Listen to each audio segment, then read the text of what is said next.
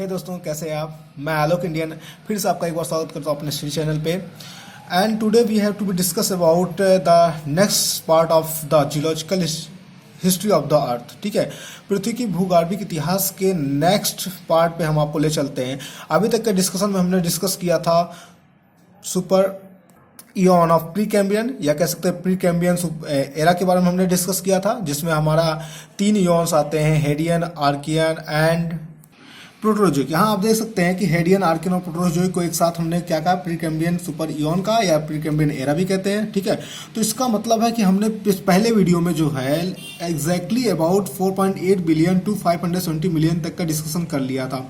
Next video में हम जब मिले थे तो हमने डिस्कस किया था फेनोजोइक इयॉन्स के पैलियोजोइक एरा के बारे में, और हमने वहाँ पे डिस्कशन किया था 570 मिलियन टू 245 मिलियन तक के टाइम पीरियड को, मतलब पूरा जीवी महाकल्प को हमने कह सकते हैं कि 57 करोड़ वर्ष पूर्व से 24.5 करोड़ वर्ष पूर्व तक का हमने डिस्कशन कर लिया है। इसका मतलब है कि पृथ्वी के निर्माण से लेकर के हमने नियर अबाउट 245 मिलियन या 24.5 करोड़ वर्ष पूर्व तक का डिस्कशन किया था, और इसमें कैसे कैसे हमारी पृथ्वी का विकास हुआ है, कैसे कैसे इवोल्यूशन हुआ है, क्रमिक विकास हुआ है, इन सब के बारे में हमने आपको डीपली और अच्छे से बताया है, अच्छे से डिफाइन किया है।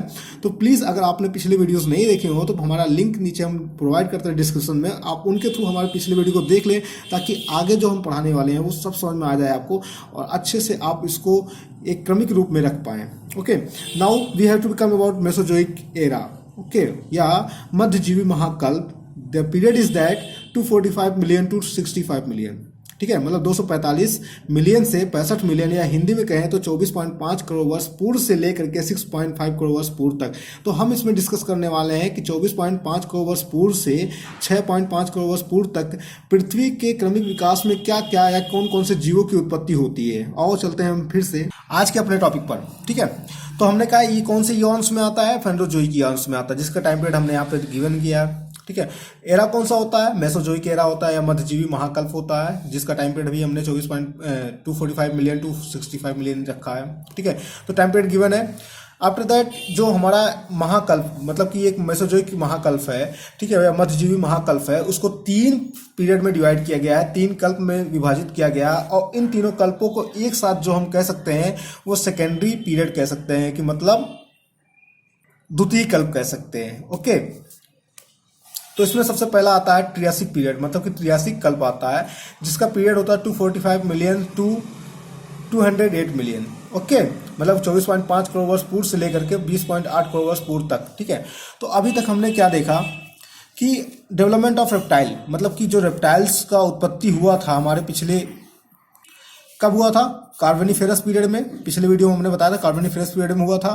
फिर इनका फर्दर क्या हुआ था, इनका फर्दर एक तरह से डेवलपमेंट हुआ था इन पर्मियन काल में तो इनका फर्दर डेवलपमेंट हुआ था, और इस पीरियड में इनका ट्रियासिक काल में फिर से एक बार डेवलपमेंट होता है, और इनके साइज ग्रो करने लगते हैं। मतलब कि हमने पढ़ा था ना, इवोल्यूशन है, थ्योरी ऑफ डार्विन का एक इवोल्यूशन थ्योरी है, तो उसमें क्या रहता है कि जब कोई भी चीज़ का प्रयोग करेंगे हम, ठीक है, तो वो चीज़ क्या होगा, इंक्रीज करेगा।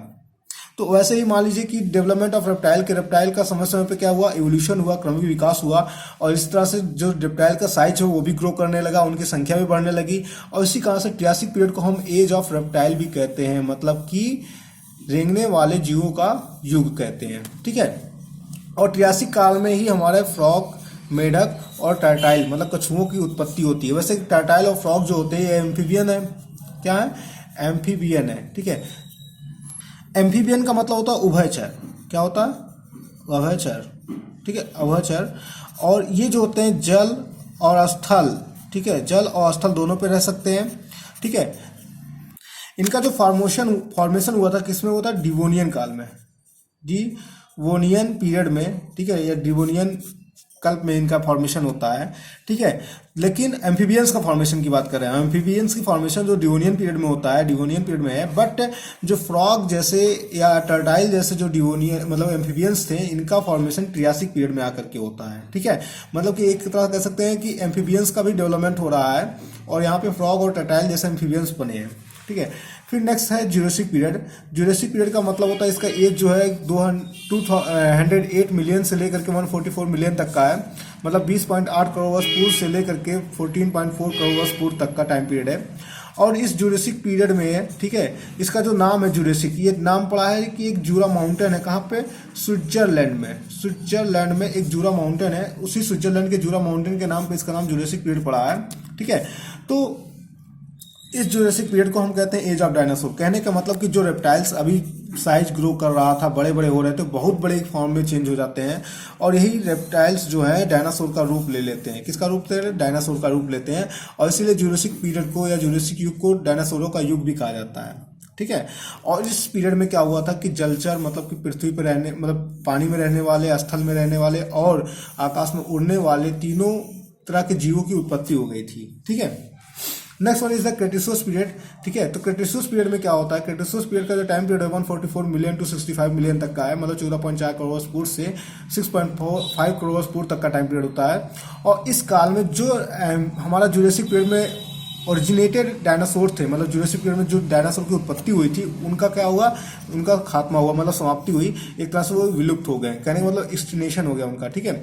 मतलब कैसे हुआ? इसके पीछे कुछ कहा जाता है कि हो सकता है कुछ मेट्रोस का बम्बार्डमेंट हुआ हो या एटमॉस्फेरिक चेंजेस की वजह से हुआ हो। तो किसी भी कारण से इनका क्या है, ये एक तरह से एक्सटिंक्ट कर गए, एग्जिस्ट कर, मतलब कि पूरी तरह से क्या हो गया? समाप्त हो गए या विलुप्त हो गए, ठीक है। और इसी काल में क्या हुआ? एंजियोस्पर्म, आवृतबीजी पौधों का विकास होता है, ठीक है। तो आपके लिए एक SW है कि आप सर्च कीजिएगा एंजियोस्पर्म क्या होता है, जिम्नोस्पर्म क्या होता है, समथिंग जो भी है आप इसको सर्च कीजिएगा, okay. And the next is the Bharat में डेक्कन ट्रेप की फॉर्मेशन हुआ। भारत में डेक्कन ट्रेप का फॉर्मेशन हुआ, ठीक है, मतलब कि दक्कन पठार का फॉर्मेशन होता है। तो आप देखेंगे जब हमारे origin of continent and ocean के बाद फिर हमारा जब फॉर्मेशन ऑफ इंडिया, ठीक है, मतलब कह सकते हैं कि वर्तमान भारत कैसे बना, ठीक है, एक वीडियो हमने बनाया है, तो उसमें आप देखेंगे तो आपको पता चलेगा कि मतलब किस तरीके से डेक्कन ट्रैप फॉर्मेशन होता है। जब हमारा इंडिया क्या होता है, गोंडवाना लैंड का एक भाग होता है, और फिर ये अफ्रीकन प्लेट के साथ जुड़ा होता है, ठीक है। और फिर अफ्रीकन प्लेट के साथ जब जुड़ा होता है, इसके बाद इसका ब्रेकिंग आउट होता है, ठीक है। और ब्रेक आउट होने के बाद फिर ये क्या मूवमेंट करता है, किस तरफ? नॉर्थ ईस्ट में मूवमेंट करता है, उत्तर पूर्व में मूवमेंट करता है। और जब ये उत्तर पूर्व में मूवमेंट करता है, उसके पहले जब यहाँ से ब्रेकिंग होता है, तो इसी ब्रेकिंग के कारण यहाँ पे क्या होता है कि इसके कुछ पोर्शन में, ठीक है, इसका कुछ पोर्शन जो होता है उसमें दरारें बन जाती हैं, ठीक है। और यही दरारों से क्या होता है कि लावा एंड मैग्मा का, ठीक है, एरप्शन होता है, उद्भेदना होती है, और इसी के कारण से फिर यहाँ डेक्कन ट्रेप बनता है। और ये डेक्कन ट्रेप जो होती है, इसका जो आसपास का क्षेत्र वहाँ काली मिट्टी का निर्माण होता है, क्योंकि मतलब है कि अगर इस डेक्कन ट्रेप का, ठीक है, इरोजन होगा, तो इरोजन के बाद क्या होगा? काली मिट्टी बनेगा। तो इसका मतलब डेक्कन ट्रेप के आसपास के क्षेत्रों में क्या होता है? काली मिट्टी का फॉर्मेशन होता है।